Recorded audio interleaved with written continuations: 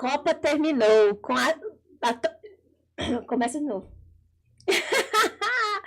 Erro de gravação na hora que começou. Deixa eu só me atualizar aqui. A Copa terminou com a Espanha levantando a taça.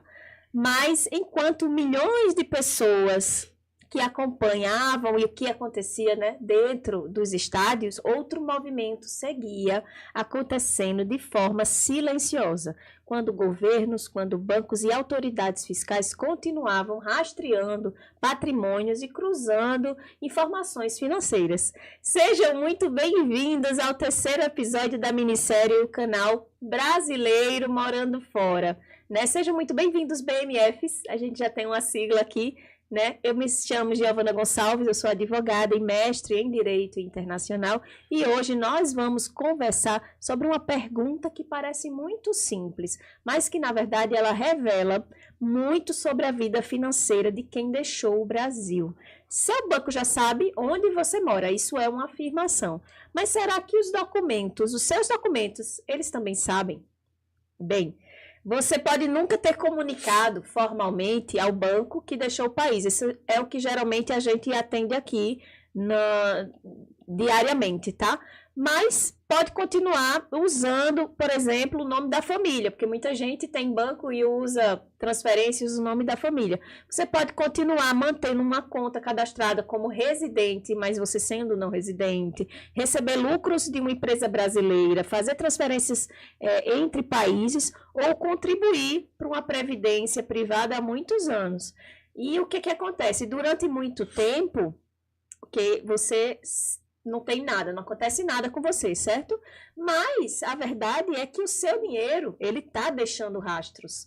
E por isso que o banco, ele acompanha de onde os recursos vêm, para onde eles vão, a frequência das operações, o endereço informado e se essas movimentações, elas são compatíveis com o perfil cadastrado. E até que momento o banco, ou a corretora, ou a instituição de previdência faz uma pergunta aparentemente burocrática, né? Ele pergunta, então, em qual país você é residente fiscal? Aí o problema começa quando o banco recebe uma resposta, porque a empresa ela apresenta uma coisa, né? Os documentos fiscais apresentam uma terceira história. E a partir daí que se constrói aquilo que chamamos, e eu adorei esse nome, de biografia financeira do brasileiro que mora fora, né? Não estamos falando aqui apenas de uma transferência isolada ou de uma grande remessa financeira. A gente está falando aqui hoje sobre um conjunto de coisas. Por exemplo, onde é que você mora?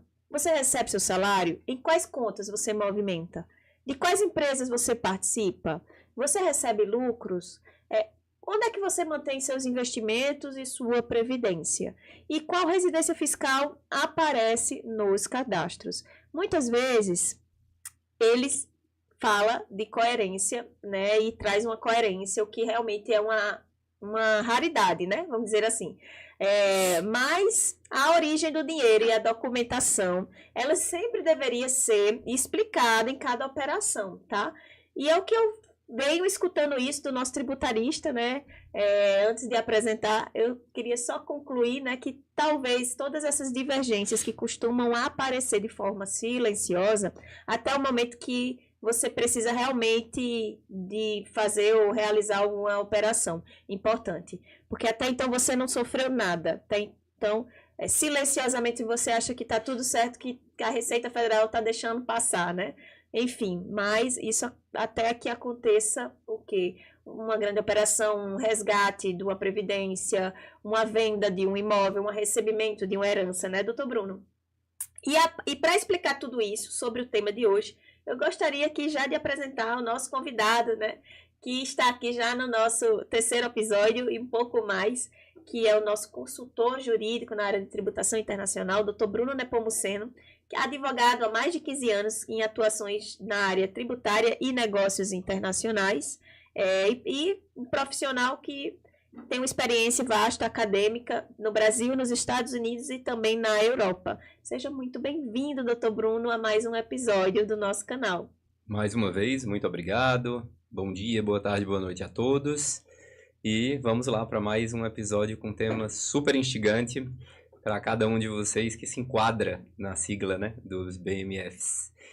Seja você brasileiro que mora fora, seja você estrangeiro que já foi um dia residente fiscal no Brasil e está num limbo de interpretação, seja você que é brasileiro, mora no Brasil, mas mantém também uma residência fiscal fora. Enfim, a gente tem um amplo recorte de pessoas que a gente atende e pode se aplicar a você também. Maravilha, maravilha. Só que antes até de começar, né, já quero cumprir aqui um protocolo novo nas nossas lives, que é você nos conta nos comentários, por favor, que país você vive e qual dessas situações que a gente vai estar conversando aqui preocupa você, se realmente você tem algum caso, alguma coisa que você queira reportar para a gente. Nós temos um canal que é o Radar do Brasileiro Morando Fora, seja lá, é um canal tanto no Instagram, é só seguir o canal, como também no WhatsApp, tá? Se você já está no Radar, seja muito bem-vindo. Eu estou muito feliz de estar aqui falando com você. Espero poder trazer informações e, só para te constar, tá? O canal é aberto, está aberto lá, tá? Pode mandar a pergunta que quiser que eu estarei olhando aqui para a gente estar conversando a respeito. Ah, por favor, porque eu também não tenho muito essa prática, mas eu gostaria que você seguisse aqui nosso canal, né? Segue e manda para quem mora fora, manda para seu irmão, manda para sua mãe. Se você mora fora, manda para quem precisa falar sobre banco. Hoje o nosso assunto é sobre banco, tá? E vamos lá para o ponto que interessa. Vou começar aqui, né? Por que os bancos passaram a perguntar com tanta frequência onde o cliente é residente fiscal, doutor Bruno? Eles estão apenas atualizando o endereço ou existe algo muito mais, assim, ou algo muito maior por trás dessa pergunta? A pergunta chega de forma bem simples, né? É uma atualização cadastral. Às vezes essa atualização vem do próprio banco, naturalmente. Às vezes você provocou que ela acontecesse. Você bem demonstrado, você traz elementos para o banco entender que você possa não ser residente. Na verdade, esse é um dos pontos que chama muita atenção, a questão da atualização cadastral. E eu vou trazer isso para o nosso tema de forma muito ampla, de saída fiscal. Porque às vezes a gente pensa que não são comuns as inconsistências. Mas é tão comum que agora no ano de 2026 a gente passou o período de declaração de imposto de renda e de saída fiscal.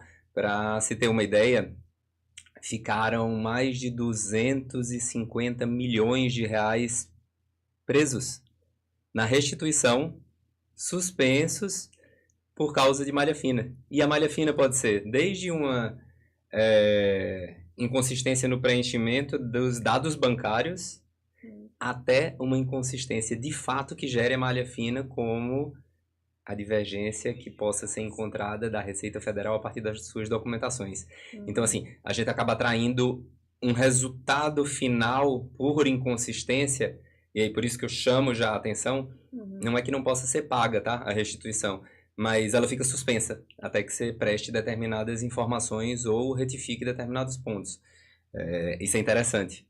São dados que saíram recentemente, nos últimos meses, por causa dessa última declaração. E tem algo que motiva, sim, os bancos terem perguntado isso. A gente já falou nos outros episódios sobre troca de informações financeiras, fiscais, troca automática de informações entre as autoridades fiscais. E esse é um tema que tem borbulhado muito no meio bancário, porque acaba sendo, na verdade, uma obrigação dos bancos. Os bancos estão sujeitos a prestar determinadas informações sobre quem é correntista, quem é titular de uma conta, e isso inclui a residência fiscal. O Brasil tem um dos pontos que está traduzido em instruções normativas da Receita Federal, é o CRS. O CRS, Common Reporting Standard, é um padrão comum de relatório que vem da OCDE, Organização para a Cooperação e Desenvolvimento Econômico, que é um um órgão ao qual o Brasil tem se aproximado e ele é signatário desse tratado. Então, o Brasil faz parte de um grupo de países que acordou esse padrão de informações para serem entregues e serem disponibilizados pelos bancos através de uma ferramenta chamada e-financeira para a Receita Federal. Então, quem está sujeito à fiscalização é o banco. O banco tem uma fiscalização minuciosíssima. Mas qual é o dado que está sendo passado? É o do titular da conta. Então, a sua residência fiscal é super importante. O outro item é um item que toca os brasileiros que têm residência, green card, cidadania norte-americana, que é o FATCA. O FATCA acaba se aplicando também por meio de uma instrução normativa no Brasil. Também vai através da e-financeira para a Receita Federal. Porém, ele só é aplicado a quem é norte-americano. Porque o interesse por trás disso é que os Estados Unidos saibam todos os titulares, todos os cidadãos norte-americanos, onde eles têm ativos financeiros. Então, a grande captura é americana, mas nós temos uma obrigação de informar o banco e o banco tem a informação, tem a obrigação de informar o fisco. Quando essas coisas ficam inconsistentes, surgem os problemas, que pode ser desde uma restrição de produto bancário a uma demanda de informações complementares, a um bloqueio de conta, ou, já indo mais adiante, a um questionamento do fisco, brasileiro ou estrangeiro. Interessante, porque ele acabou de responder a minha primeira pergunta desse bloco. Eu adorei. Me antecipei, então. Mas foi ótimo, porque é exatamente isso que depois que você explicou, né, que eu consegui entender, o que acontece quando os bancos, quando seus bancos, suas empresas e seus documentos apresentam versões diferentes sobre onde você mora e de onde vem o seu dinheiro, né? A princípio são burocráticas, né? Mas após isso vem as repercussões fiscais, e aí eu vou deixar também um parênteses aqui, na verdade é uma ressalva de que muitas dessas trocas de informação são vinculadas a demandas para controle de lavagem de dinheiro. Então tem toda uma legislação por trás disso. E então essa é uma esfera que a gente não vai estar tratando na live, é uma questão criminal. Então o que a gente está tratando aqui é para fins fiscais e no máximo para fins regulatórios bancários que tocam o tópico brasileiro morando fora em relação às informações e às repercussões fiscais. Então a gente pode abrir uma janela futura para esse tópico, que é super interessante, mas nessas nossas lives a ressalva é para apenas fins fiscais. Ok, amei, porque é tão interessante porque a gente entra em tantos âmbitos, né? E a gente tá falando brasileiro morando fora, mas sim, a gente aqui realmente não está tratando da questão realmente ligada à evasão fiscal, seria a parte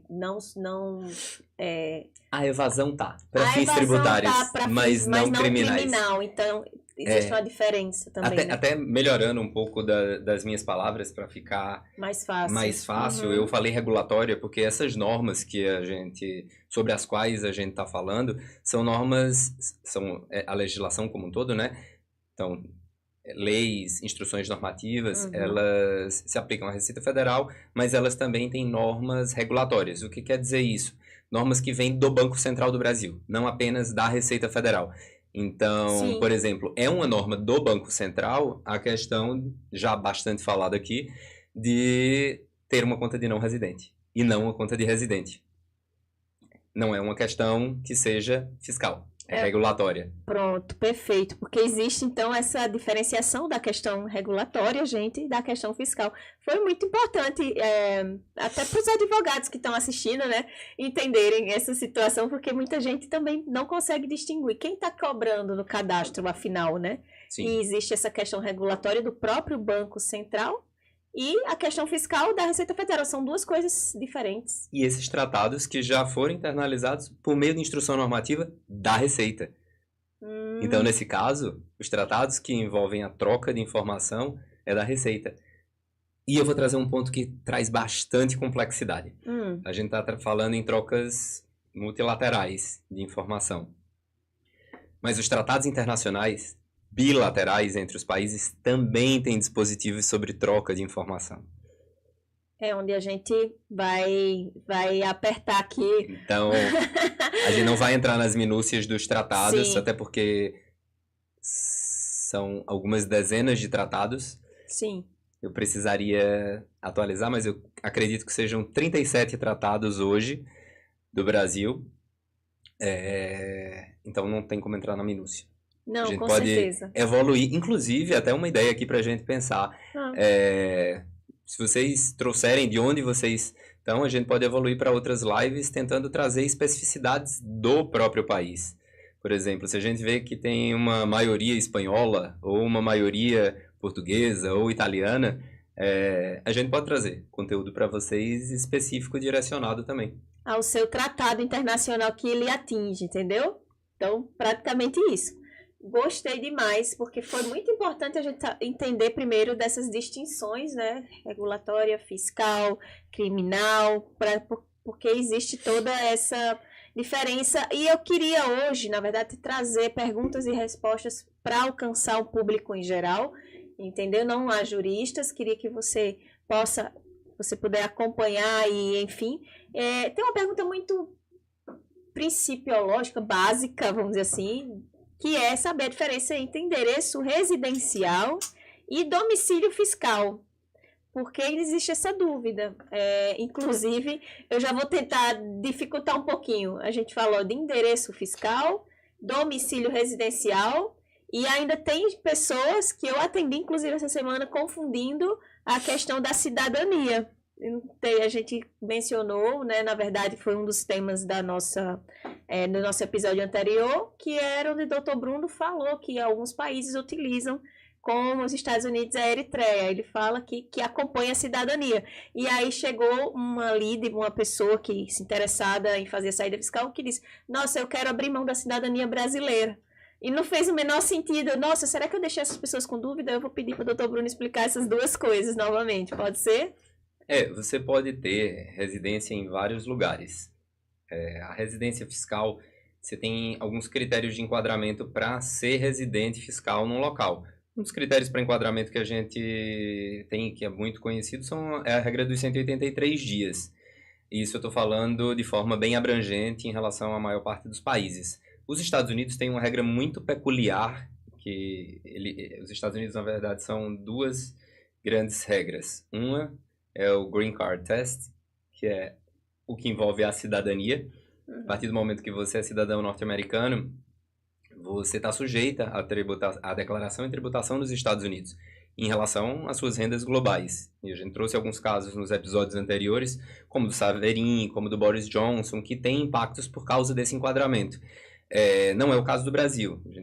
Lembrando, só tem esses dois países que hoje aplicam esse critério. Então, você pode ter residência, sim, em vários locais, mas ser residente fiscal de uns e não de outros. Ou ser residente fiscal em vários. Você pode ser um cidadão norte-americano, você pode ter uma residência fiscal brasileira, ter mudado para a Europa e ter também a residência fiscal europeia. Vamos dizer, você não deu saída definitiva no Brasil, mas você declara o imposto de renda no Brasil e você já está há mais de 6 meses na Europa. Então, você tem três potenciais países para capturar essa regra. E os tratados, na hora de aplicar os tratados, a gente ainda tem regras de desempate que usam determinados critérios para residência. Isso não vem ao caso aqui, é só questão de dizer é residente fiscal ou não. Então, a legislação doméstica, que é a legislação interna de cada país, que determina qual é o critério para ser residente e, por isso, se aplicar a regra. E a grande preocupação disso é exatamente por causa da tributação em bases universais, que estamos sujeitos, ou seja, todos os lucros de quem for residente fiscal num determinado país estão sujeitos à declaração e tributação naquele país. Então, se você é brasileiro, residente fiscal no Brasil, você tem que declarar todos os seus lucros, toda a sua renda auferida globalmente. Se você é americano, cidadão norte-americano ou enquadrado, porque tem outro elemento, a outra regra, tinha falado do Green Card, e a outra é a Substance Purpose Test, que é uma regra parecida com a dos 183 dias, mas que envolve uma média ponderada também dos últimos 3 anos. ela também atribui o enquadramento como residente fiscal nos Estados Unidos. E cada país tem as suas regras. Mas uma regra que é meio universal é essa dos 183 dias.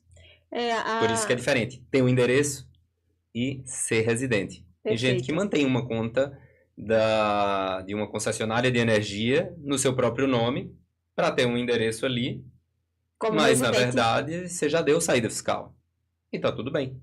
Não tem problema. Pode ter, então, a de residência, vamos dizer assim, um endereço residencial, né? Sim. Você pode ter imóveis em todos os lugares do mundo. Sobre isso. Tem um ponto muito interessante que se avaliou uma época, que era feita para multimilionários. Que era exatamente de tentar criar um navio que girava o mundo com multimilionários para evitar que essas pessoas fossem enquadradas como residentes fiscais em qualquer país. E isso geraria uma super economia tributária para cada um dos envolvidos. Então... Isso é uma distopia? Pois é. Então, assim, essas pessoas tinham, de fato, imóveis ao redor do mundo todo. Se avaliou, até onde eu sei, isso nunca saiu do plano das ideias. Mas tem gente elaborando planejamentos próximos disso. Daqui a pouquinho vamos ver uma residência na Lua, né? Não precisa, né? Temos Singapura com 0, temos Emirados Árabes Unidos com 0, temos Mônaco com 0, temos muitas jurisdições que deu oportunidades aí, né? Tributação favorecida. Então, vamos sair do campo fiscais, né? dos milionários para voltar ao campo da pessoa comum aqui. E eu vou para a terceira pergunta, que é uma extensão, mas praticamente você também já respondeu, que uma pessoa pode então morar no exterior e continuar informando apenas o endereço brasileiro. Sim. É possível. É possível, a questão é onde. Se você é residente fiscal no exterior e não é mais no Brasil, você tem que atualizar no banco onde é o seu endereço.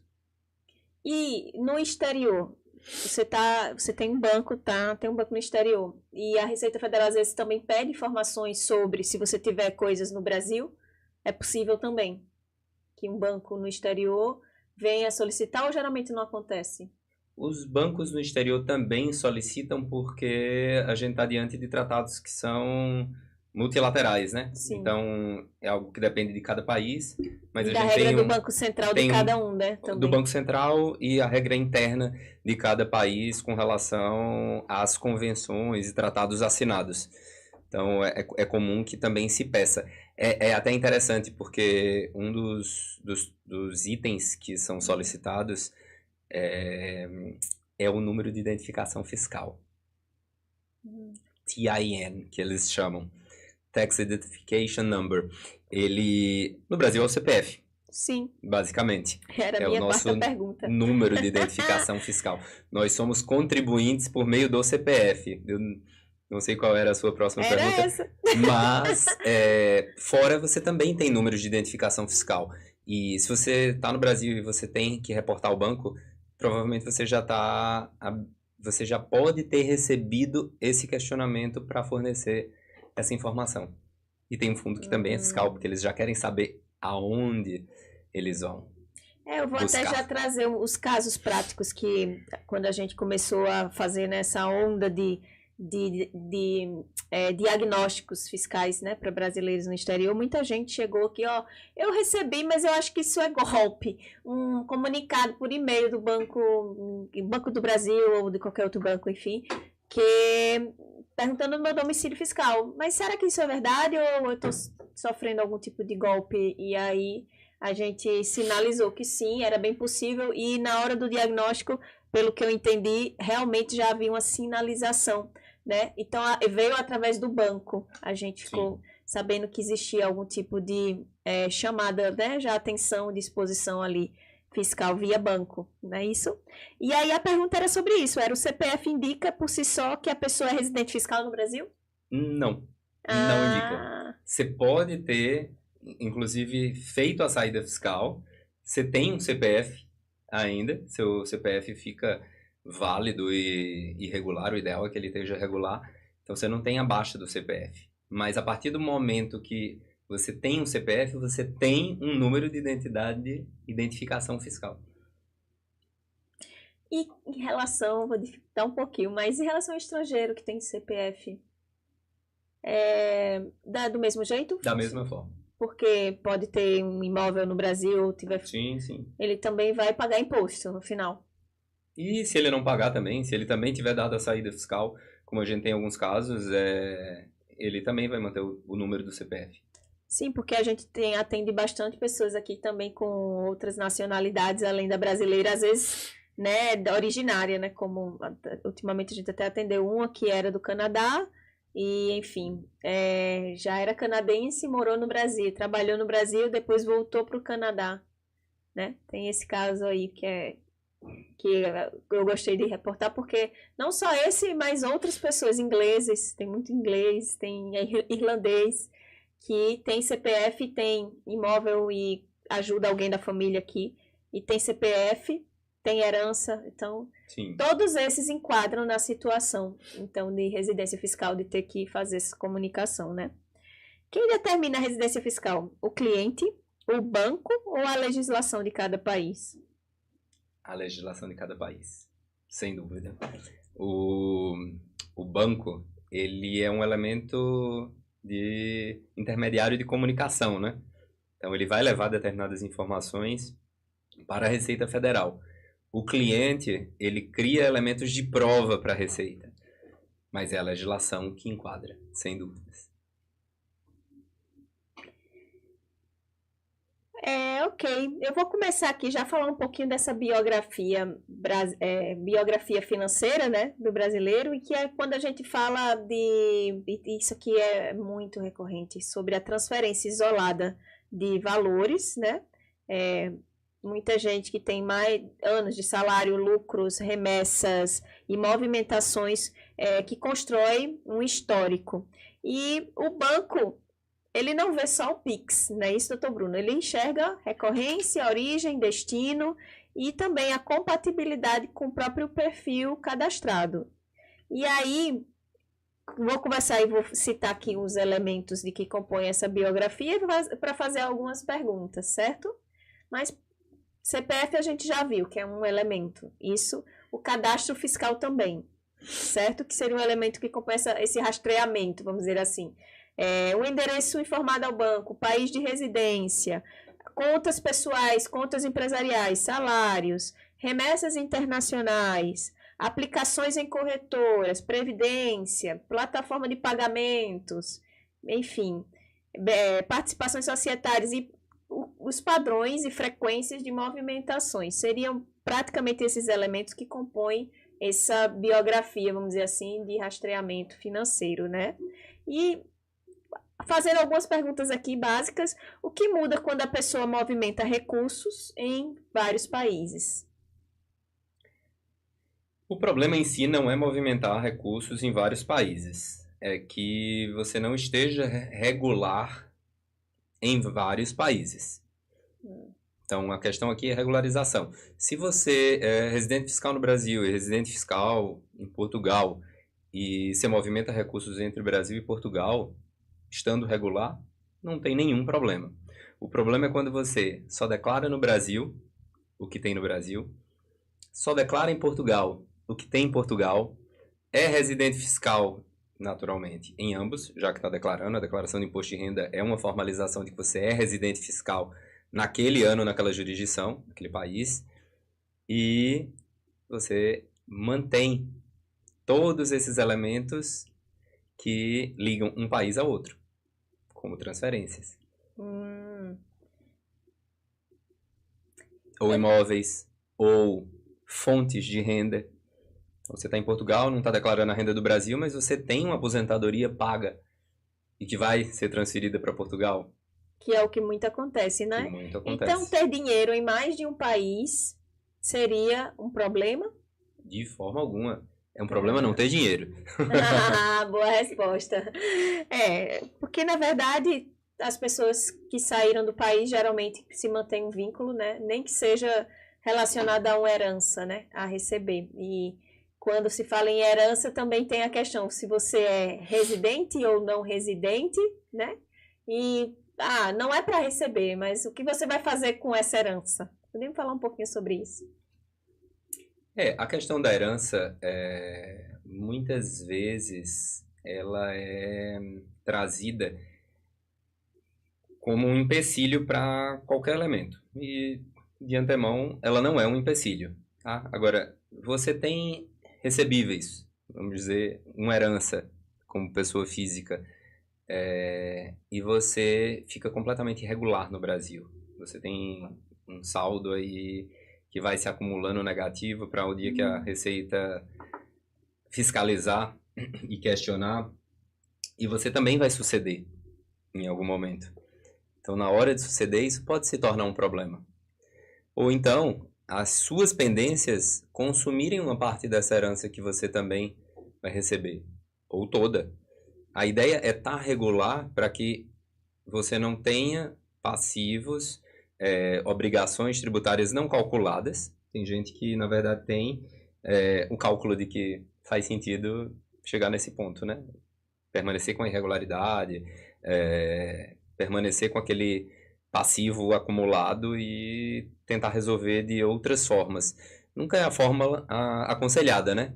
A gente tem muitos programas de regularização e eles são muito eficientes para quem tem pendências já há um certo tempo.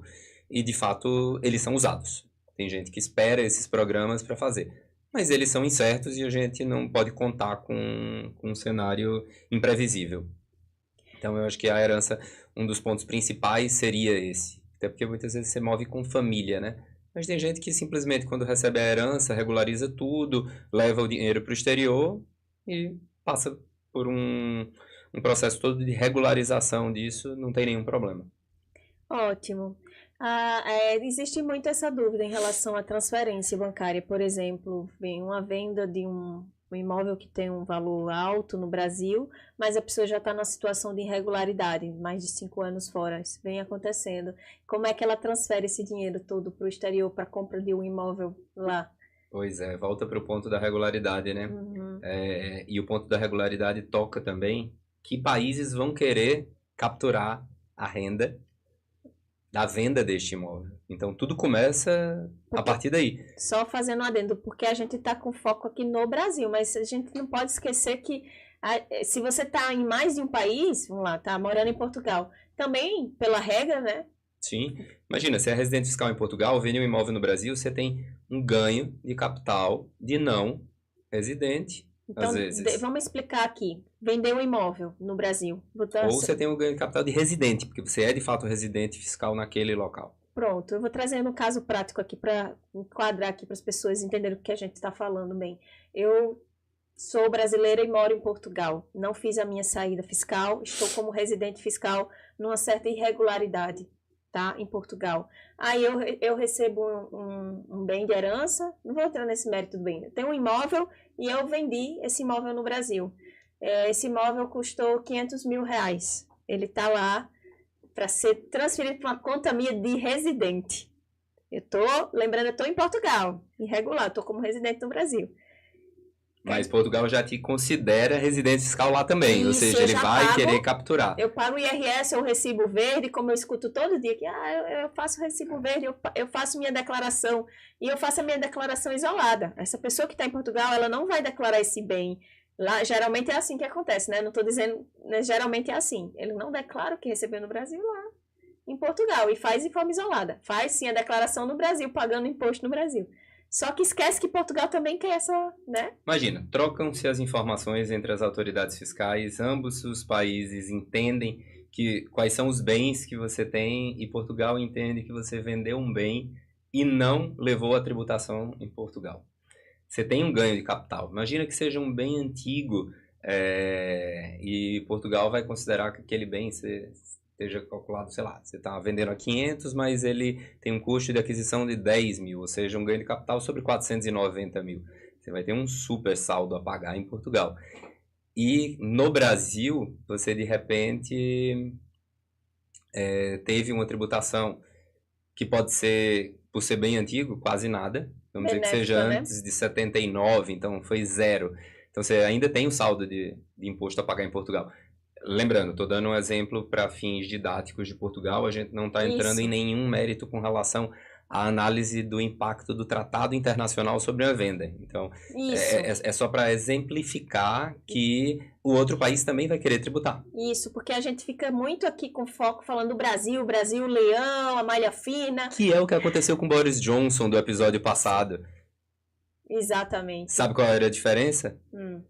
A Inglaterra, ela não queria tributar o imóvel, porque ela dava um benefício Sim. para a residência, para quem era residente permanente. Então, tinha um critério de residência lá que se qualificava para a Receita Federal inglesa, né? HMRC deles, que não precisava pagar sobre o ganho de capital desse imóvel, mas os Estados Unidos queriam. E tributaram. Então, esse é um caso clássico. No Brasil, um imóvel aqui vai ter ganho de capital. Só que você é residente fiscal fora, vai ter também. Então, a preocupação aqui realmente é dupla, né? Então, a gente não quer assustar, mas eu já vou entrar, então, no mérito dessas perguntas. Depois pode transferir. Que era voltando, né? Acabamos entrando no fato e não respondi a pergunta. Mas depois que seu dinheiro está ali livre, você pode transferir. O dinheiro está à disposição. Se você está regular, vendeu algo, você pode transferir. É uma transferência simples bancária.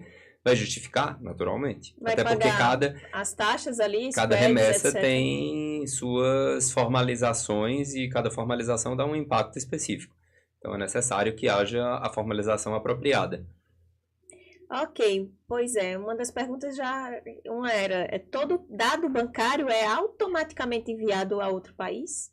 Não, eles têm na legislação dados específicos de cada um dos titulares que são remetidos.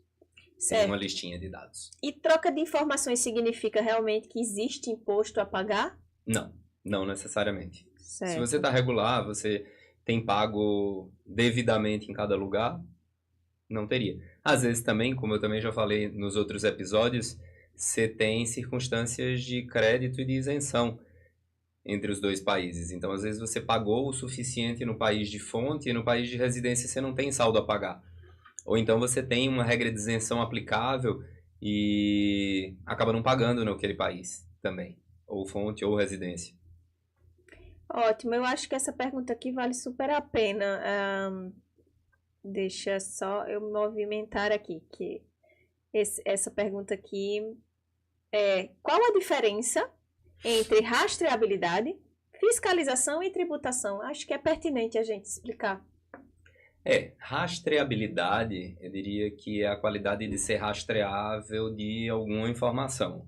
E qualquer informação que você divulgue por uma obrigação, por exemplo, ela é rastreável, certo? Fiscalização, ela depende do exercício de um determinado órgão fiscalizador. Então, por exemplo, a Receita Federal, ela pode fiscalizar um determinado ponto ou não fiscalizar. Você entra naquele sorteio de fiscalização. A gente nunca sabe quando, nem onde, nem como será fiscalizada. Mas pode acontecer. E tributação depende.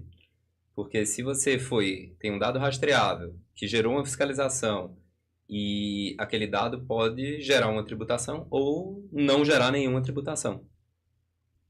Eu vou até responder, temos aqui telespectadores perguntando, que coisa boa. Vou já te responder essa aqui. Doutor Bruno, quando é feita a saída fiscal e a Receita Federal não faz a atualização automática ali do endereço, quando apresenta a declaração de saída fiscal, acho que é isso. Quando é feita a saída fiscal, a Receita Federal não faz a atualização automática do endereço quando apresenta a declaração de saída fiscal? Apresentou a declaração da saída fiscal. Existe uma atualização automática do endereço fiscal? Acho que é isso que ela quer falar. Já teve casos esse ano que após fazer a declaração eu fui consultar e estava regular no sistema, mostrando já qual era o país, que era residente no exterior, então normalmente os casos recentes têm tido uma atualização automática depois dessa informação. mas eu já vi campos dentro do perfil da pessoa no sistema da Receita Federal, o ECAC, que precisavam ainda ser preenchidos. Aconteceu isso num caso recente com uma cliente italiana. Exatamente, buscando todos os meios para deixar o endereço dela atualizado. Um dos campos não estava com o endereço lá. Isso foi interessante, mas foi um caso isolado. Entendi. Bom, espero ter conseguido responder sua pergunta. E no final, a gente sempre disponibiliza, que na verdade a Receita disponibiliza, por exemplo, nos casos em que é feito via processo administrativo, o comprovante, né? Sim. De regularidade. Além disso, a gente consegue também emitir. Então, você pega os dados do perfil e o comprovante de regularidade. Então, você já consegue identificar se está feito ou não. Então, sempre que se dá uma saída fiscal, a gente analisa se foi processada e quais são as informações que estão constando e disponibiliza. Então, tende a não ser uma preocupação, pelo menos no formato de conferência que a gente usa. Ótimo. Talvez seja alguém que já fez a sua, né? Pode ser. Esteja querendo conferir. Vale a pena dar uma olhada. Entra no ECAC. Vamos fazer isso. Ou então entre em contato com a gente. O que acontece quando a pessoa declara a residência fiscal em um país, mas mantém toda a atividade financeira em outro país? É o clássico. A gente atende muitos aposentados, que praticamente toda a vida financeira está no Brasil.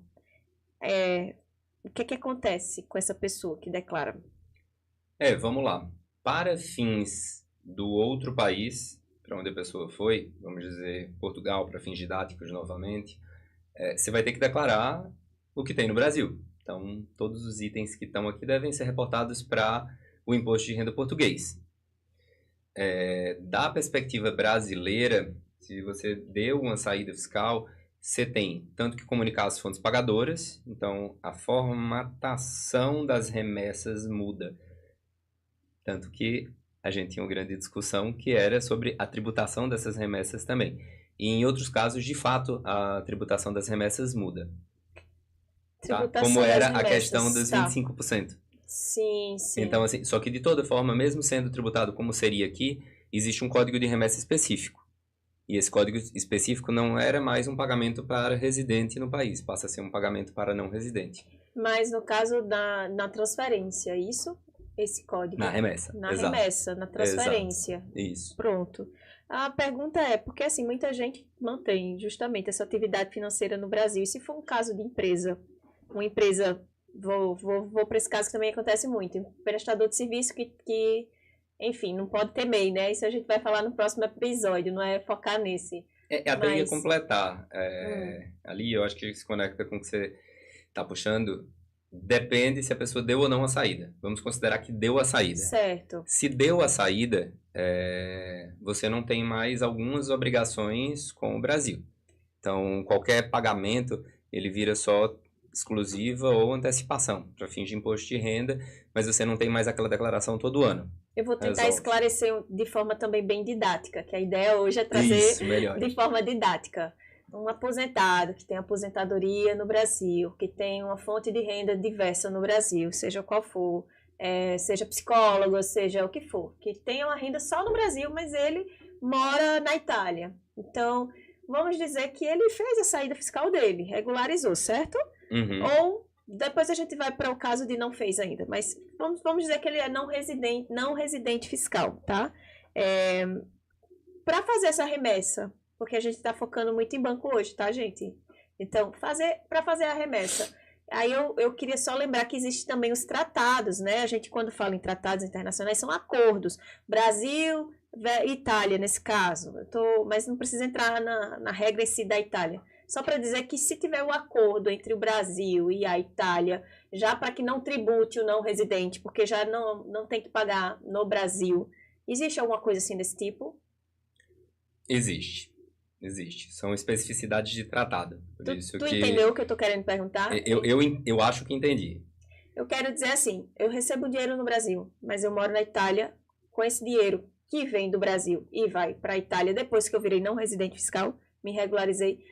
O que a Itália quer com o que eu tenho no Brasil? A princípio, a Itália quer que declare. Certo. E a Itália pode querer tributar. E aí depende das regras de tributação. As regras italianas e as regras de tratado. Tem tratado, por exemplo, que diz que a aposentadoria só vai ser tributada em um determinado país. Isso pode acontecer. E em determinado também valor, né?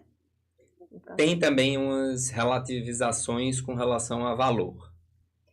Eu pergunto isso porque também tem países que é bastante alto, é maior do que o Brasil, né? Que é 27,5%, vamos dizer assim, mas, sei lá, 40%. Tem país que ainda vai querer tributar se você fizer essa declaração nesse outro país, né? Sim, com certeza. Se é residente fiscal no outro país... E se não fizer, você fica irregular nesse outro país. No Brasil você fica ok, você não tem mais que fazer, tem que pagar imposto sim, né? A depender, mas paga na condição de não residente, não é isso? Certo. Você vai pagar numa tributação diferente. Você pode ter uma conta e você pode ter investimentos, né? Sim. Alguns limitados, mas é possível. Sim. Inclusive, que não é atrativo do ponto de vista financeiro, que é isso que eu vejo com os assessores financeiros que a gente conversa. Mas, por exemplo, ter uma conta na Bolsa de Valores, você ser um investidor na Bolsa do Brasil. Aí, na teoria, você poderia, porém você tem que pagar uma taxa altíssima. Seria mais ou menos isso, né? Sim, da mesma forma que os bancos que têm conta de não residente, eles restringem produtos e se você quiser usar determinados produtos, você paga uma taxa alta também para o banco. Então, é exatamente isso. Mas por questões, então, não é de irregularidade ou irregularidade, mas é uma questão mais de financeira. Porque se ele possibilita, pagando caro, ele está possibilitando. Tu tá entendendo? Existe a possibilidade, depende de como se entende a possibilidade, né? Por exemplo, um dos casos que a gente tem. Se você quiser ter uma conta de residente para investir em ações, você vai pagar 24 mil ano para o banco. Isso. Isso, em algumas circunstâncias, você pode considerar que é uma impossibilidade, né? Mas não é uma inviabilidade da legislação de forma alguma. Não é atrativo, né? Isso do ponto de vista financeiro. Se você quer justamente investir para ganhar, você já começa perdendo, entendeu? Exatamente. Mas, enfim, eu vou perguntar aqui, a empresa no exterior também precisa identificar quem é seu beneficiário final? Tem regras específicas de cada país, de legislação interna, e também tem pontos da legislação internacional para a identificação do beneficiário final. Isso é bem específico. Específico, né? Não tem como. Mas tem sim. Acho que você está puxando esse assunto por algum questionamento envolvendo principalmente os pagamentos de dividendos, né? Que é um tópico que está em alta. Sim, poderia até mencionar um pouco, porque está se falando muito, né, sobre a questão de lucros e dividendos. Tem a questão do residente e a questão do não residente, que não pode se enquadrar na regra do residente. Exato. Na verdade, tu consegue fazer essa distinção? Esse ponto tem tantos tópicos para a gente tratar, mas é um tópico super interessante. Em regras gerais, o que aconteceu foi, durante uma política nova no Brasil de tributação de altas rendas, criou-se uma retenção de 10% na fonte sobre a distribuição de dividendos daquela mesma pessoa para aquele mesmo sócio, pessoa física, a partir de 50 mil reais. Qual é o grande detalhe? E vale até trazer para quem está morando fora e não tem o conhecimento dessa regra hoje. Acho um pouco improvável porque movimentou o mercado bastante, mas se você tem até 50, você não é tributado. Você tem 51, não é que você vai ser tributado sobre 1, você vai ser tributado sobre os 51. Vão vir retidos os 5 e 100. É uma conta injusta, né? A justiça é tão relativa pra gente que é advogado, dá até um receio de falar sobre isso. Sobre que aspecto vamos falar? Então, assim, esse é um dos pontos. Mas qual é a grande peculiaridade para quem é residente no exterior? Quem é não residente fiscal no Brasil? Se você é não residente, esse limite mínimo não existe. Então, se você é sócio de uma empresa brasileira e ela distribui dividendos, tem a retenção dos 10%.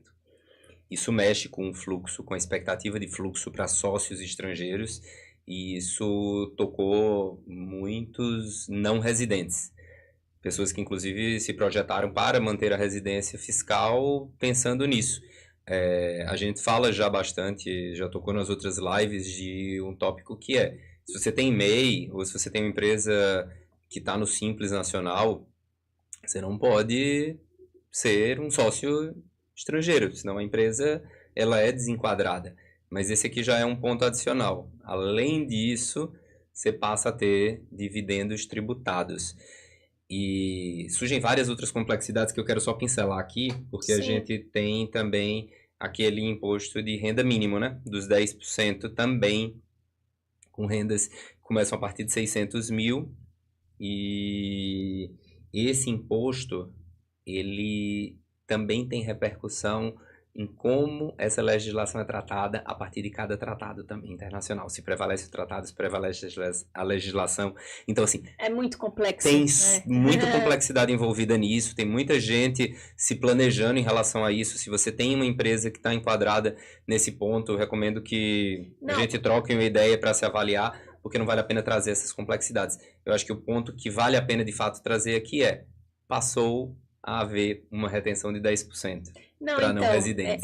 eu acho que o ponto principal para a gente trazer aqui, para você que está nessa situação de ter uma empresa e se regularizou, já fez sua saída fiscal ou ainda não fez, né? Você que é empresário, seja que ganhe, não precisa faturar muito, né? Enfim, sobre a questão que no Brasil se está se discutindo, que se você é residente, você teria o benefício de, pronto, distribuição de lucros para pessoa física até 50 mil. Passou disso, o Dr. Bruno explicou, o 51, então tributa 10% sobre o 51, não é sobre o 1 que passou.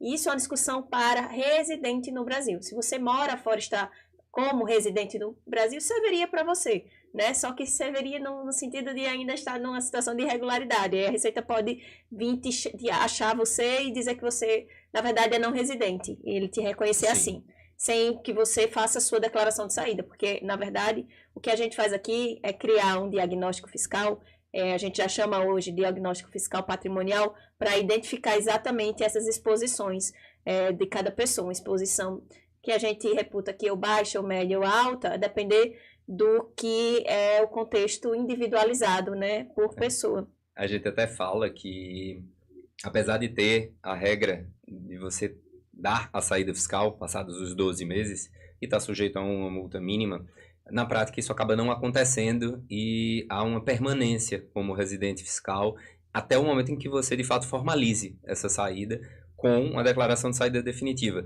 Até por haver uma preferência na prática de captura ou potencial captura dessa renda auferida no exterior. Então, na prática, se vê muito mais, na minha experiência mesmo, eu praticamente só vi esse cenário, eu não vi ainda acontecer essa multa. E hoje surge um elemento novo em 2026, que é a tributação dos dividendos. Super novo, então Interessante, será que vai querer que... enquadrar? Exato. Será que a Receita vai querer enquadrar? Vai deixar de capturar os lucros do residente no exterior com base na tributação em bases universais para capturar os 10%? Isso é uma dúvida que a gente ainda não sabe como vai ser a interpretação da Receita. Acabou de mudar. Estamos no primeiro ano. São, pelo que eu li, 178 mudanças, né? E estão vindo muitas repercussões com a reforma tributária. Essa é apenas uma delas. Está sendo muito discutida, mas existe essa questão da tributação. Isso agora para mim também é novo, tá? Porque eu nem estava fazendo ainda essa ligação. Existe a tributação sobre rendimento mundial e também a tributação dos 10%, que aí cabe à Receita Federal também nos dizer, né? Através aí dos seus julgados. Nos dizer não, a gente vai entender como ela vai estar se comportando aí nos próximos meses, não é isso? Tem até um caso interessante que eu posso até trazer no próximo episódio, em que no próprio julgamento do CARF se fala em mesmo a pessoa estando no exterior, ela não tinha dado, na verdade era o contrário. Corta esse ponto. Eu vou deixar para o próximo episódio. É que tem eu estava estudando alguns episódios, alguns julgados recentes do CARF, e eu quero trazer na próxima essa observação, mas eu não vou antecipar, não. Mudei de ideia. Então tá certo, vai ficar aí o suspense, né? Para deixar você curioso mesmo, já servir como um gatilho É porque de um deles envolve antecipação. exatamente, e foi puxando o gancho da Copa, embora a pessoa não esteja na Copa, mas de jogador de futebol que foi pro exterior. Olha só. Puxando o gancho, então, voltando para a questão dos dividendos e tudo mais, eu sei que vai surgir a dúvida na cabeça das pessoas agora que estão nos ouvindo ou nos vendo, que quais estruturas societárias ou se estruturas societárias impedem que se descubra quem controla efetivamente o patrimônio. Praticamente, abrir uma PJ... porque isso muito a gente tem visto, né, nas redes sociais. Olha, a saída é tu distribuir até 50 mil e abrir uma holding ou uma empresa que vai botar outra empresa. Não quero que você responda de forma complexa aqui. Não, é porque é muito interessante, porque isso surge muitas vezes como produto de prateleira, né? Parece uma regra aplicável e super fácil de adaptar ao cenário de cada um, e na verdade é o contrário. Você primeiro vê o caso da pessoa e vê quais são as possibilidades de enquadramento. Perfeito. De toda forma, existia uma regra geral, falando a nível internacional, de que quanto maior fosse a cadeia de pessoas envolvidas, a estrutura, se blindava mais. Hoje em dia, essas novas regras, a nova legislação, os novos tratados, tem tentado exatamente quebrar isso. Então, a ideia do beneficiário final acaba surgindo em vários aspectos, tem peculiaridades, subjetividades, interpretações diferentes, traz, naturalmente, muita complexidade, mas não tem uma receita de bolo. Eu adorei sua resposta, porque eu já ia puxar o gancho por algo que eu sempre escuto, né, e que a gente, na verdade, está aqui justamente nessa função, que é entender primeiro de negócios jurídicos internacionais, fazer todo o estudo para poder depois definir que estruturas, inclusive a societária ou não, que é melhor para cada um, né? Um exemplo prático, a questão de pessoas que têm vários imóveis, né, no Brasil, de ser vantajoso ou não a holding familiar. A holding é o clássico, todo mundo acha que a holding é o remédio para tudo, serve para todos, e não analisa as peculiaridades da holding. A holding é super peculiar para o caso. É muito interessante, teve uma família recentemente com um determinado patrimônio que eu analisei, e a expectativa era muito alta de que ela tivesse que ter a holding. Mas, analisando a peculiaridade de cada um dos imóveis e determinados propósitos da família, o cenário foi o oposto. Foi a não recomendação da holding. Então, isso também acontece para esses planejamentos internacionais. É uma análise de caso a caso. Primeiro a gente vai para as peculiaridades e depois a gente traz os instrumentos que podem servir. Mas eu diria que instrumentos hoje para esconder, como a gente estava trazendo, controle, que impeçam essa transparência, eles são cada vez menos disponíveis. Ou não, eu já vi julgados também estudando bem essa parte, né, de tributação internacional, ali também pelo CAF, muito em cima disso, de quem criou empresas, que a gente está falando de estruturas societárias, para forjar ou para tentar esconder o patrimônio. E aí foi identificado que não, ali eu não te reconheço assim, porque você estava fora do Brasil há mais de 183 dias, então você só criou aquela empresa para fins fiscais e benefício. Então foi entendido completamente diferente. Eu posso também trazer no próximo episódio esses casos que eu acho interessante para as pessoas verem realmente como é o entendimento, como funciona, né? Sim. Da receita. Mas voltando aqui, porque infelizmente já passamos aqui quase 1 hora, apesar das falhas nossas hoje técnicas, inclusive minha na entrada, né, vai ficar aí gravado. Mas assim, eu vou trazer aqui alguns casos. Gravando como é gravar ao vivo, né? Ao vivo, como é gravar ao vivo, né? Já teve aqui umas falhas aqui minha e do nosso técnico que esqueceu de... Nossas, eu também pensei em dizer uma coisa, voltei atrás. E aqui é um ambiente ao vivo, né, gente? Que tá testando a gente também. Então, por favor, ponderem. Mas eu espero estar ajudando, que essas informações que vocês estejam ajudando vocês aí. Caso 1, vamos discutir sobre o caso 1. endereço brasileiro e vida integral no exterior. A gente já falou até sobre isso, né? Imagine uma pessoa que deixou o Brasil há 8 anos.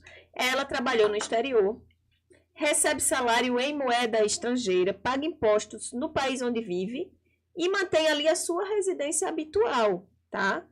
Repito, imagine uma pessoa que deixou o Brasil há 8 anos, trabalha lá no exterior, não vou mencionar país, vou deixar assim.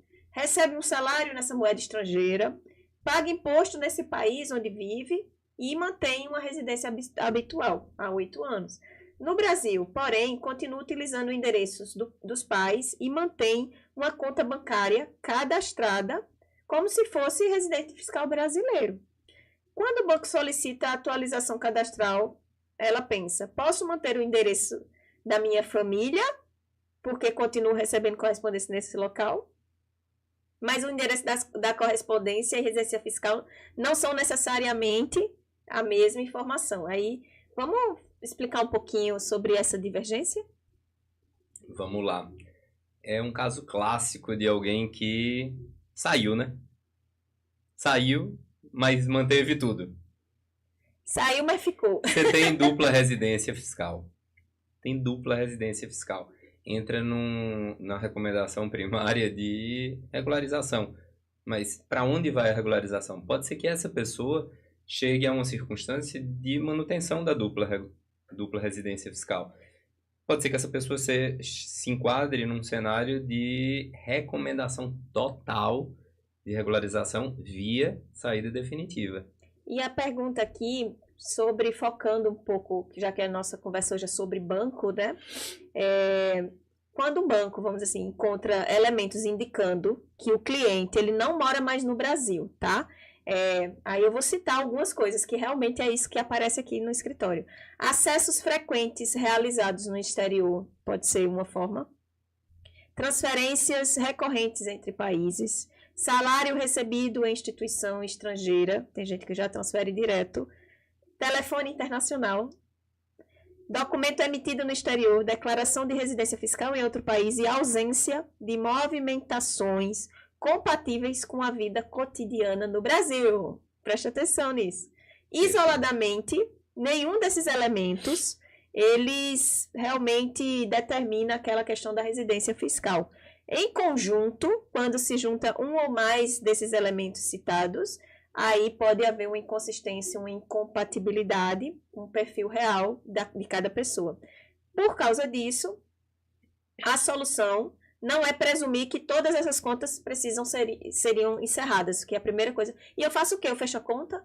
Em que momento eu fecho a conta? Em que momento eu me torno não residente? Essa é uma pergunta clássica. E aí eu vou deixar você responder. Um comunicado do banco é um alerta para falar, em primeiro lugar, com o profissional. Porque se você simplesmente muda a sua residência para o banco, lembra que o banco vai repassar essas informações para a Receita Federal. Será que você não está repassando um monte de disposição que você tem? Então, assim, o banco já identificou alguma coisa. E isso vai ser repassado para a Receita Federal. É a hora ideal. O banco entrou em contato, contacta um profissional para ver como é que está a situação de regularização. Acima de tudo, eu recomendaria isso. Eu achei fantástico uma vez que a gente conversou sobre isso, um dos casos nossos aqui. Eu sei que é cliente minha, não é cliente sua nesse caso, é antigo. Mas em que momento que aconteceu esse rastreamento? Eu tenho uma cliente que mora no Reino Unido e ela tinha uma previdência privada lá, estava lá na conta e estava no momento dela sacar, já consegui sacar. Só que aí o banco pediu a informação, qual é o seu domicílio? E automaticamente mandou um formulário para ela. Então, eu estou falando para vocês como é que funcionou nesse caso real, e em outros casos também. Mandou um formulário já dizendo que ia reter 25%. Imagina, essa pessoa não tinha uma previdência privada, eu não vou entrar nesse mérito, que é outra discussão, sobre previdência, etc. Mas é a questão mesmo do banco ter como instituição bancária, que existe uma instrução normativa, ele não faz isso assim por mera liberalidade, é porque existe uma instrução que todo banco ele precisa cumprir o checklist dele, né? Então, ok, tu quer retirar esse valor porém vai ficar retido aqui porque isso é da Receita. Se quer brigar, briga com a Receita e me informa que eu libero, né? Então, o banco é esse intermediário. Então, o momento do rastreamento pode acontecer posteriormente, na hora justamente que você precisar fazer esse tipo de saque, não é isso? Sim, pode acontecer. Não é comum, mas pode acontecer, sem dúvida. O padrão mais comum é que seja identificado e ou venha com a notificação da Receita já, Sim. por incrível que pareça, esse é o padrão mais comum, ou hoje, através já de uma notificação antecipada do banco. Mas para fins de residência, a notificação da Receita. Qual o custo da não regularização? Bem aberta a pergunta. Super aberta, porque depende de cada um, né? Vamos dizer que você tem 1 milhão de euros omissos. O custo de não regularização vai ser bem diferente de uma pessoa que tenha 10 mil libras não declaradas e tributadas. E a pessoa só vai descobrir numa operação dessa. Nesse caso dessa cliente era 800 mil reais, era um valor bem relevante. Isso normalmente a gente tenta estimar essa exposição no diagnóstico, porque leva exatamente à melhor regularização. E a melhor não é no sentido ideal, né? Porque o ideal é que tivesse acontecido num momento lá atrás, mas sim a que envolve menos custo e menos risco. Então, a gente tem que quantificar cada caso para dizer qual é o preço da não regularização. Pronto, então fazendo o diagnóstico você consegue ter ali uma noção, até em números, né, assim, de nível de exposição e tudo mais. E aqui eu gostei também da pergunta sobre a oportunidade, a gente também só vê bastante questões de risco, medo, mas também existe uma solução que, enfim, que gera de alguma forma assim de oportunidade, que não é presumir que as contas não precisariam ali ser encerradas ao mesmo tempo, né? E aí, quando é que isso acontece? Por exemplo, se a instituição não atende ou não residente, a pessoa continua na conta, sei lá, eu vou dar um exemplo clássico. Você tem uma conta na Caixa Econômica, a Caixa Econômica não tem uma conta de residente e não residente. Então, precisa encerrar se não tiver uma conta de não residente? É um caminho. O que acontece é, muitas vezes, a fiscalização do próprio banco não capturar essa circunstância e demandar que seja encerrada a conta durante um bom tempo. Eu conheço várias pessoas que, e já de bastante tempo, isso é recorrente todos os anos, que dão a saída fiscal, mas que permanecem com a conta ali funcionando. Mas, cumprindo requisitos regulatórios, deveria se utilizar apenas contas de não residente. Ok, quando eu falei em questões de oportunidade, é porque além dessa questão regulatória, é também comercial, né? Aquilo que a gente estava falando sobre investir ou não na bolsa de valores e ter ativos financeiros em renda variável no Brasil. É que não é tão atrativo, já que você tem um cenário de outras prateleiras no campo internacional. Até os bancos hoje, você baixa uma conta, sei lá, XP eu tenho aqui interno, e se eu quiser também eu abro a conta do exterior. Então, eu também consigo comprar ativos. Isso é muito uma prática que foi bem normalizada, né? Você tem a conta do exterior e investir no exterior. Então, é mais por uma questão comercial e de oportunidade. É sobre isso que eu estava falando. E qual o momento certo de fazer essas mudanças e de entender sobre esses bancos, sobre essas instituições? Se você está no lugar certo, se tem que trocar? Eu costumo dizer que, dada a saída fiscal, é o momento de regularização com os bancos. Porque, inclusive, você parte da documentação, né? Você já tem disponível uma declaração para enviar ao banco. Uhum. Então, esse é o momento ideal. Entendi. Após entrega a declaração de saída definitiva. E nesse caso você não fica irregular, porque você já fez a sua declaração, mas você vai regularizar após com o banco, mudança de conta. Não, você está atualizando, você não está regularizando só. É uma atualização. Até ali você era residente fiscal e você tinha o seu endereço permitido ali. A partir desse momento... Não existe uma data. Essa seria após, né? Após. Tá, vamos para o caso 2, porque realmente, infelizmente, nós vamos ter que encerrar. E eu acho que a gente vai chegar só nesse caso 2 aqui. Enfim. Acho que vou tentar trazer para o próximo episódio o caso 3, até porque eu acho que vai ser mais sobre a parte empresarial, sobre rastreabilidade, sobre CAF, etc. E eu apresento depois. Mas o caso 2 são empresas brasileiras pagando lucro ao sócio no exterior. A gente chegou a falar sobre isso agora, né? Imagine um empresário que deixou o Brasil, continua sócio de uma empresa brasileira, seu cadastro societário, enfim, sua PJ, sua contabilidade, sua conta bancária ainda apresentam-se como residentes no país. Todos os meses a empresa distribui lucros para a conta pessoal brasileira desse sócio.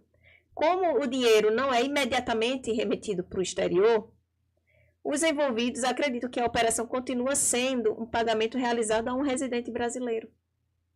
Então, o problema é que o local da conta não necessariamente define a condição fiscal do beneficiário, correto? Isso. A conta... A gente vai ter que explicar tudo de novo. Imagina, não tem... Eu acho que isso é uma soma de todos os tópicos que a gente acabou tratando no decorrer do episódio e... É bom que a gente resume para a gente finalizar bem. Talvez seja um excelente caso para poder encerrar. Nesse caso, a gente tem uma inconsistência, certo? Certo. Está havendo um aproveitamento das inconsistências de informação, recebendo uma conta brasileira, de pessoa física. Essa pessoa física não tem mais que apresentar uma declaração de ajuste anual. Ela só teria que tributar na fonte. Esses pagamentos, na verdade, a gente pode até abranger isso, pagamentos de fontes pagadoras brasileiras para residentes no exterior, eles têm necessariamente uma retenção. Estou falando necessariamente porque a gente está lidando com dividendos que tem uma retenção de 10, nesse caso. Não estamos entrando no mérito dos tratados, porque tem regras específicas nos tratados para dividendos. Então, tem vários poréns, dependendo de onde você estiver, para poder lidar com a questão dos dividendos. Mas tem a retenção pela legislação brasileira. É como se tem também, e é um caso super comum, os aluguéis. Quando você sai e deixa aluguel aqui. A gente até tem um limbo aí que é complexo, porque deveria haver uma retenção. Quem faz essa retenção? Como se faz essa retenção? Tem inclusive uma obrigação acessória. Tem uma declaração que tem que ser preenchida. Mas adivinha para quem é direcionada essa obrigação? Para um procurador. Mas se você não tem procurador, quem faz isso? E aí existe uma atribuição às fontes pagadoras dessa responsabilidade. Afinal, é mais complicado você capturar quem está fora. Você não tem mais acesso a quem está fora, quem já deu a saída fiscal. Então, quando a gente pega uma empresa pagando para uma pessoa que não está mais aqui, mas está recebendo aqui, ela estaria sujeita, sim, à mesma retenção.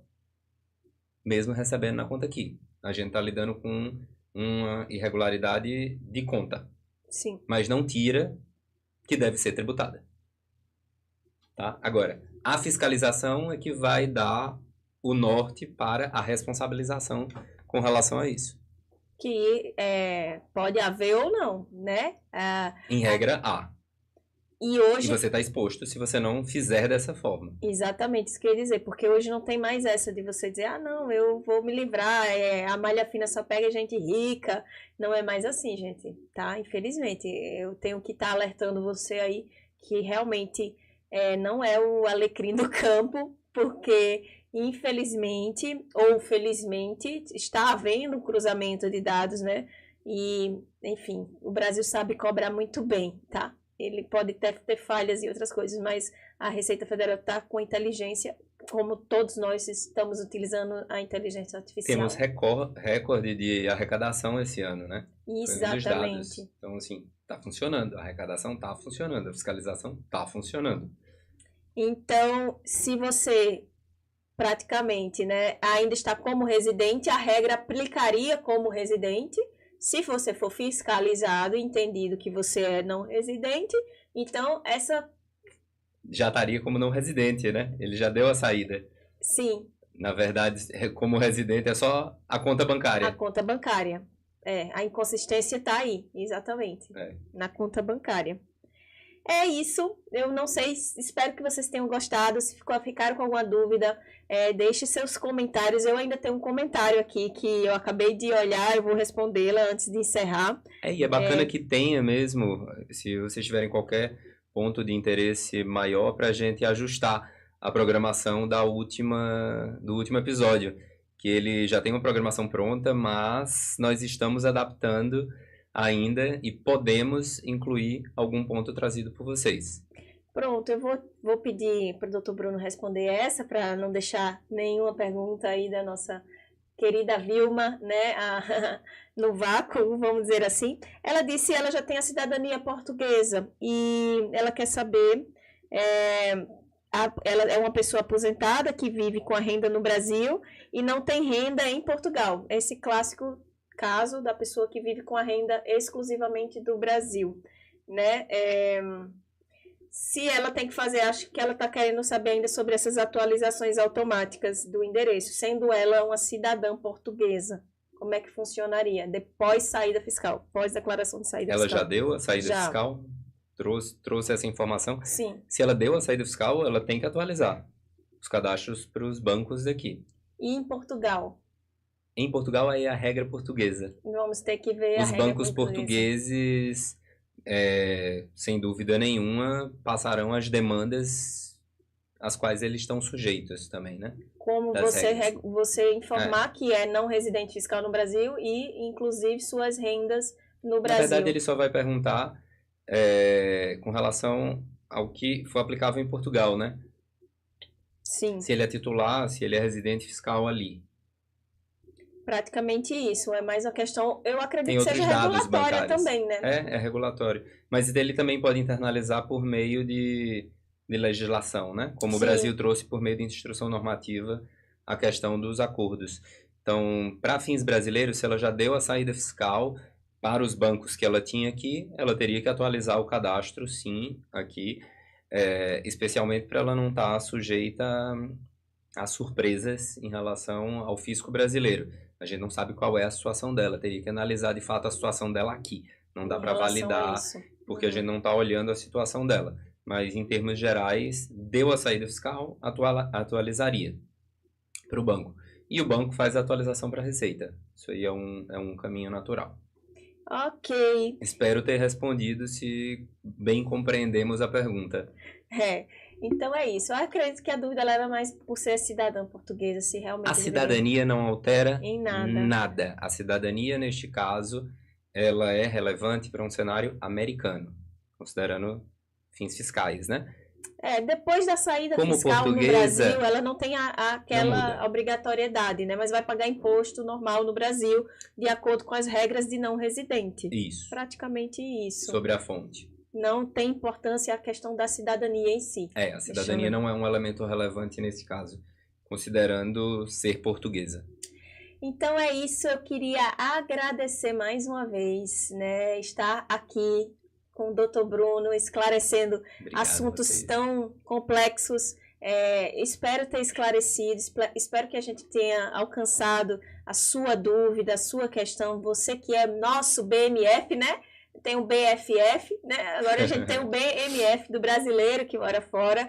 E esse canal aqui, gente, eu quero realmente trazer uma expectativa de ter muitas dúvidas em outras situações, tá? Não deu tempo, porém eu vou criar um episódio sobre dívidas, tá? Se você deixou alguma dívida no Brasil e tem alguma coisa para resolver, fica tranquilo que eu tenho uma coisa para conversar com vocês. A gente está fazendo um estudo, um levantamento aqui para tentar ajudar os brasileiros a se regularizarem também com relação às dívidas, principalmente cartão de crédito, né? Afinal, você não deixou de ser brasileiro, mesmo que você tenha, ou estrangeiros com dívida no Brasil, vamos completar, né? Então, é isso. Eu espero que a gente tenha trazido para vocês aí todas as informações relacionadas a banco, saída fiscal, regularização e tudo mais. E espero vocês no próximo episódio. Até a próxima semana. e até a próxima. Aproveite, ó, e segue aqui nosso canal e manda para todo mundo que vocês conhecem que mora fora do Brasil, por favor.